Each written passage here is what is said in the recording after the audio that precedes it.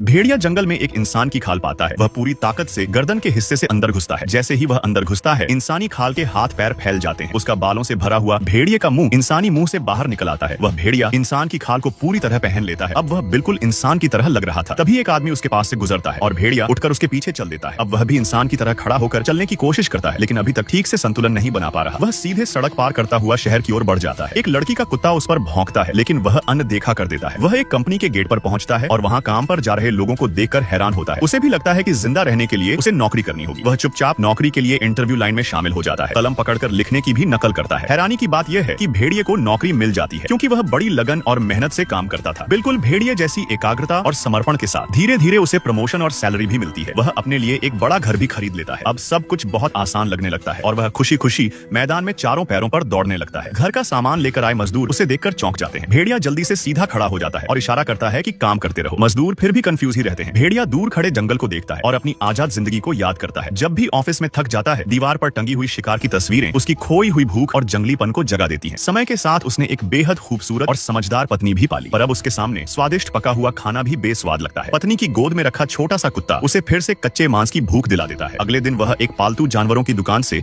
एक बिल्ली खरीद लाता है। उसे घर के गैरेज में छिपा देता है। अब वह बिल्ली को देखकर बहुत उत्साहित होता है और खाने ही वाला होता है। तभी उसकी बेटी गैरेज का दरवाजा खोल देती है। वह अपनी असलियत बेटी को नहीं दिखा सकता था। इतने समय से खुद को दबाए रखने से वह अंदर से टूटने लगता है। दीवार पर टंगे शिकार और टेबल पर पड़ा स्टेपलर, ये सब उसे उकसाते हैं। एक रात टीवी पर भेड़ियों को मांस खाते हुए देखकर और बेटी की गोद में बैठे जानवर को देखकर वह अपनी पत्नी से कहता है, मैं अब खुद को रोक नहीं सकता। लेकिन पत्नी उसकी बात को नहीं समझ पाती। अब उसकी भेड़िया प्रवृत्ति पर नियंत्रण नामुमकिन हो गया था। अगले दिन कंपनी की मीटिंग में उसे फाइलों में मांस दिखाई देता है। स्लाइड शो में भेड़िया मांस खाते नजर आता है। अब वह अपने सहकर्मी की गर्दन को देखकर खुद को नहीं रोक पाता। वह टेबल पर चढ़कर उस पर झपट पड़ता है। सारे लोग डर से चौंक जाते हैं। अब जाकर सबको पता चलता है कि यह तो इंसान की खाल पहने एक भेड़िया था। लोग उसके पीछे पड़ जाते हैं, उसे मारते हैं। भेड़िया डर कर अपने घर भाग जाता है, लेकिन उसका असली रूप देखकर उसकी पत्नी और बेटी डर जाती हैं। भेड़िया पूरी ताकत से इंसान की खाल उतार देता है, अपनी सच्चाई दिखाता है। वह चाहता है कि उसके परिवार वाले उसे समझें, उसे अपनाएं, लेकिन पत्नी उसे घर से निकाल देती है। भेड़िया फिर भागता है। पीछे अब भी इंसान दौड़ रहे हैं। वह पुराने जंगल की ओर भागता है, लेकिन वहां अब इंसानी बस्ती बन चुकी थी। वह सड़क के बीच खड़ा हो जाता है। तभी एक गाड़ी आकर उसे कुचल देती है। लोग उसकी लाश को देखकर संतुष्ट होकर चले जाते हैं। कुछ देर में 2 सफाई कर्मी आते हैं और भेड़िए की लाश को प्लास्टिक बैग में डालकर नाले में फेंक देते हैं, जैसे वह कोई कचरा हो।